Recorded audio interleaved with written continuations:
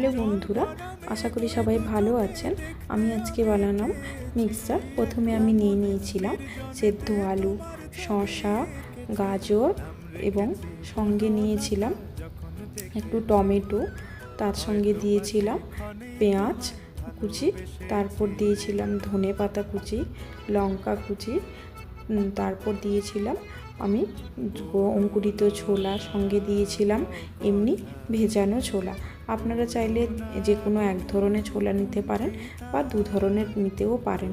আপনাদের মন যেটা চাইবে ওইভাবে আপনারা ইউজ করতে পারেন। তো কেউ বলে থাকেন মিক্সচার, কেউ বা বলে থাকেন 18 ভাজি, 12 ভাজি, যেরকম যার মনে হয় সেই রকম বলবেন। তো আমি একদম পুরো দোকানের মতন বানিয়েছিলাম। সঙ্গে দিয়েছিলাম একটু ভাজা বাদাম, তারপর দিয়েছিলাম ঝুড়ি, চানাচুর একসঙ্গে দিয়েছিলাম। তো আমি আগে থেকে বের করে রেখেছিলাম, সেই কারণে আমি দুটো একসঙ্গে মিক্সড করে নিয়েছিলাম। আমি তারপর দিয়েছিলাম বিট লবণ, সঙ্গে দিয়েছিলাম একটা বাড়িতে আমি নিজে বানিয়েছিলাম একটা গুঁড়ো মশলা, তাতে অনেক কিছুই ছিল, সেটা আমি নিজে বাড়িতে ভেজে পেস্ট করেছিলাম। তার সঙ্গে দিয়েছিলাম লবণ, তেঁতুলের একটু চাটনি, মানে জল দিয়ে একটু মাখিয়ে চাটনি বানিয়েছিলাম। তারপর দিয়েছিলাম লেবু, সর্ষের তেল দিয়ে একসঙ্গে আমি মিক্সড করে বানিয়েছিলাম। পুরো একদম দোকানের মতো হয়েছিল।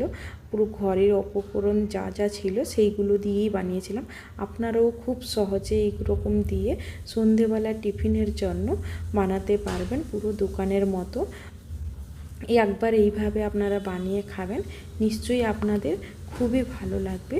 তো আপনারা যেরকম দেখতে চাইছেন তো ওইভাবেই সঙ্গে দিয়েছিলাম, আরও আমি দিয়েছিলাম এতে একটু সর্ষের তেল। তারপর আমি সব একসঙ্গে মিক্সড করে মাখিয়ে নিয়েছিলাম।